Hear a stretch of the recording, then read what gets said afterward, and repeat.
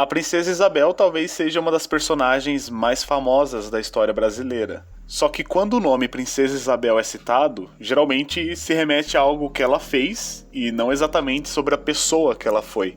Todo mundo sabe, né, do acontecimento da abolição da escravatura no Brasil e que a Princesa Isabel foi quem assinou tal lei. Esse é um fato exaustivamente repetido, na escola todo mundo aprende isso. Porém, a questão é que nós paramos por aí. No Brasil, quase ninguém tem o conhecimento devido acerca da vida de Dona Isabel. E nisso inclui-se a sua profunda fidelidade à Igreja Católica. E por falar nisso, eu não posso deixar de dizer que esse vídeo aqui é uma sugestão de um inscrito aqui do canal. O Guilherme é o nome dele. E eu faço questão de citar o nome dele aqui, porque já tem mais de um ano que ele me faz essa sugestão todo santo vídeo. Eu abro os comentários e tá lá o Guilherme pedindo pra eu falar sobre a Princesa Isabel e o seu catolicismo fervoroso. Então, o cara é incansável. E realmente, Guilherme, esse é um assunto muito interessante. Muito obrigado pela sugestão e pela paciência, né? E se você também tiver uma sugestão de vídeo aí, você pode deixar aí nos comentários que mais cedo ou mais tarde, com certeza eu vou fazer, beleza? Mas, prosseguindo, eu vou dar um enfoque aqui então sobre a forte religiosidade da princesa, né? Esse foi um pedido específico do Guilherme. Mas antes eu tenho que introduzir aqui o contexto, certo? E qual é o contexto? Bom, para começar, a princesa Isabel era filha do imperador Dom Pedro II com Dona Teresa Cristina das Duas Sicílias. Ela nasceu em 1846, sendo assim, ela já tinha um irmão mais velho, né? E depois ela ainda viria a ter mais um irmão e uma irmã. Só que os dois meninos, irmãos dela, acabaram morrendo muito cedo e dessa forma Isabel e sua irmã Leopoldina seriam as duas únicas filhas do imperador. Então, como Isabel era mais velha, logo aos 4 anos de idade ela foi declarada princesa imperial e herdeira presuntiva do trono brasileiro. E se diz presuntiva porque ela seria considerada herdeira até que uma opção mais adequada aparecesse. E com opção mais adequada, eu quero dizer um menino, já que a preferência sempre estava reservada ao príncipe na questão da sucessão. Aos 14 anos, Isabel prestou o juramento de manter a religião católica, observar a constituição política do país e ser obediente às leis e ao imperador. Poucos anos depois, em 1864, chegou o momento de Dom Pedro II procurar noivos para suas duas filhas entre as casas reais europeias.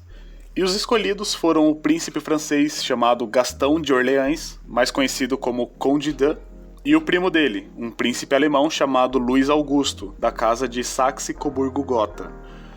A princípio, Isabel estava destinada a casar com Luís Augusto, mas ela acabou se apaixonando pelo Conde de. Então, seguindo o rumo de seu coração, em 1864, a princesa Isabel se casa com o príncipe francês Gaston de Orleans, o Conde de. Juntos eles tiveram 4 filhos e até o fim da vida eles formaram um casal muito unido.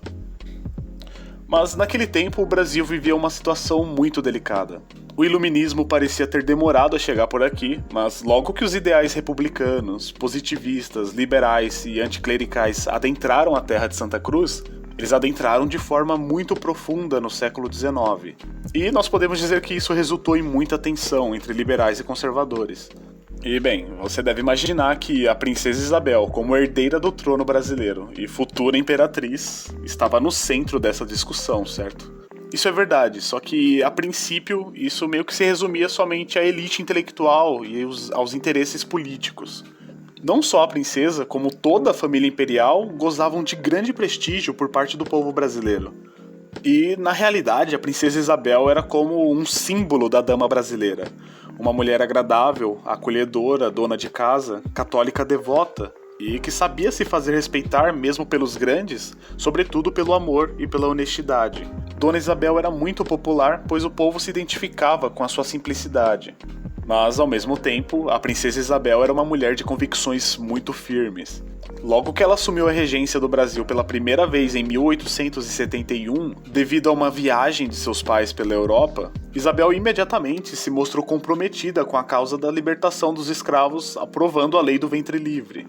Ela governou novamente o Brasil como regente em 1876 e, bem, aqui os seus opositores republicanos e positivistas puderam sentir qual seria a sua linha de atuação como monarca. Em meio à questão religiosa da década de 1870, o auge dos conflitos entre a igreja e o poder secular aqui no Brasil, a princesa Isabel demonstrou uma posição favorável à igreja, intervindo a favor dos bispos e contra a maçonaria.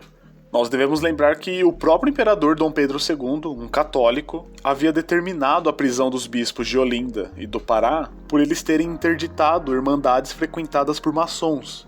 Os religiosos estavam apenas obedecendo a uma recomendação do Papa, só que o imperador, se apoiando na Constituição do Império, preferiu atuar em favor dos maçons, condenando os bispos à prisão e a trabalhos forçados por desobediência civil. A princesa Isabel, por sua vez, diferente de Dom Pedro II, prometia ser um obstáculo insuperável aos empreendimentos dos inimigos da fé. Ao intervir na questão, Isabel disse o seguinte ao seu pai, o imperador: devemos sim defender os direitos dos cidadãos brasileiros, os da Constituição, mas qual a segurança de tudo isso se não obedecemos em primeiro lugar à Igreja? Aqueles políticos ligados ao Partido Liberal defendiam ferrenhamente a separação entre Igreja e Estado. Já a princesa Isabel, como boa ultramontana que era, defendia a primazia da Igreja sobre o Estado. E na sua concepção, os governantes deviam respeito e submissão à autoridade do Papa. E isso era basicamente o terror do movimento anticlerical. Num tempo de moderantismo católico, a princesa Isabel preferiu a intransigência católica. E realmente, o catolicismo da princesa não era um catolicismo de fachada, como era o de muitos católicos de ocasião daquela época. O seu catolicismo era autêntico e muito fervoroso. Então imagina você aí a cena de uma princesa de vassoura na mão varrendo a igreja. E ainda por cima recolhendo o pó e jogando no corpete do seu próprio vestido. Essa é uma cena que parece um tanto inusitada, né? Mas realmente aconteceu em 1884 numa igreja em Guaratinguetá. E a personagem dessa história era exatamente a princesa Isabel, que estava cumprindo uma promessa feita anos antes à Virgem Aparecida. A graça alcançada era ter gerado filhos, uma grande demonstração de fé por parte da princesa. Isso não se deu em apenas uma única ocasião. Existem relatos que não foram poucas as vezes que a princesa foi vista limpando templos católicos também em Petrópolis. A prática de atividades religiosas era muito comum na vida da princesa. Ela cantava no coral da igreja, participava da adoração ao Santíssimo Sacramento, ajudava nos cuidados com a ornamentação do altar e diversas vezes passava o dia inteiro na igreja. Ou seja, ela levava uma vida completamente voltada a Cristo e baseada na disposição, quando se tratava de apoiar a igreja em suas causas. A religião era simplesmente o ponto de referência para as atitudes e as opiniões da princesa. E mesmo sendo uma mulher extremamente respeitosa em relação à autoridade de seu pai, Dona Isabel se sentia antes de tudo uma serva a serviço de Cristo e de sua igreja. E conta-se que certa vez ela censurou Dom Pedro II por ele ter visitado uma sinagoga em uma viagem pela Europa. Em outra ocasião, também implicou com o pai por causa de uma visita que ele fez à escritora George Sand, considerada uma precursora da ideologia feminista e tida como imoral pela princesa Isabel. A devoção católica de Isabel era um componente essencial da sua mentalidade. E isso, logicamente, também seria parte fundamental de seu governo quando ela assumisse definitivamente a coroa.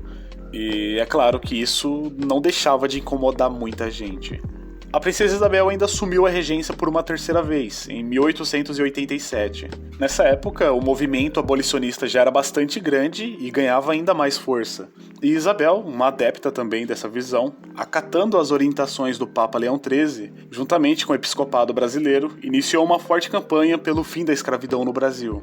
Assim sendo, após muitas tensões políticas, como não deveria deixar de ser, a Lei Áurea foi assinada em 1888, dando fim à mão de obra escrava no Brasil pelas mãos da princesa Isabel.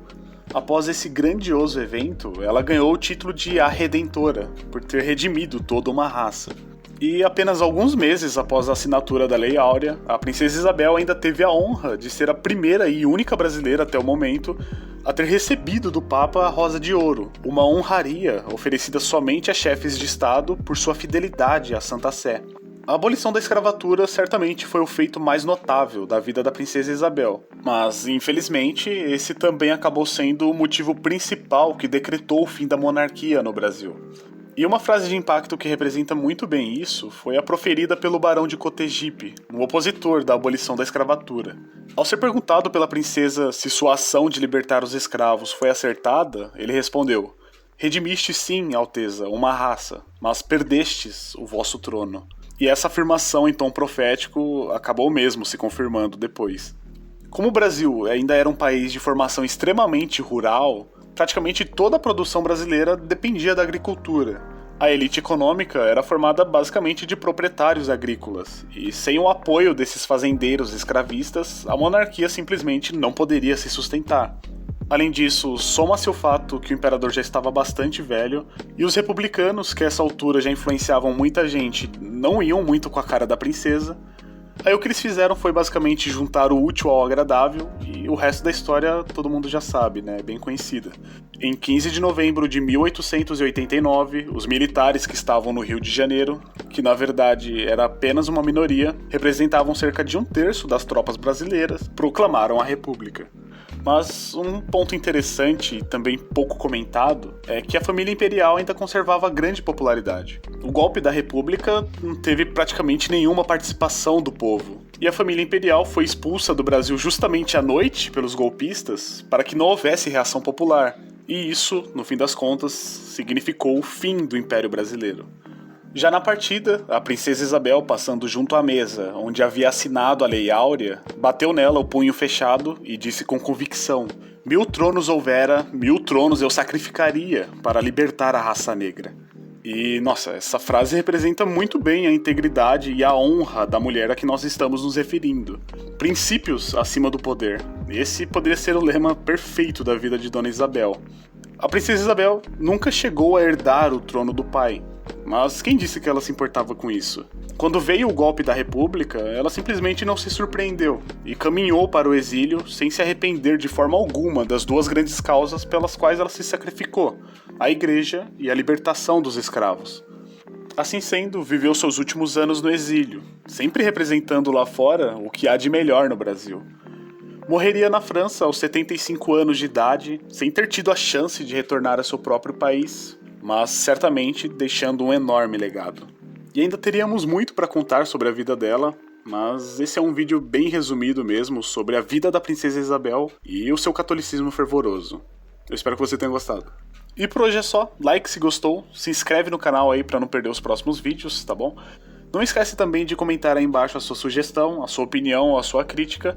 E é claro, se você deseja ajudar ainda mais esse canal, eu peço que você se torne membro, porque essa é uma ferramenta que tem ajudado bastante o canal a se manter ativo. Então, se você aprecia esse conteúdo, se você gosta do canal, eu peço para que você considere fazer a sua contribuição, fechou? Então é isso, um grande abraço, fica com Deus e até o próximo vídeo. Eu fui.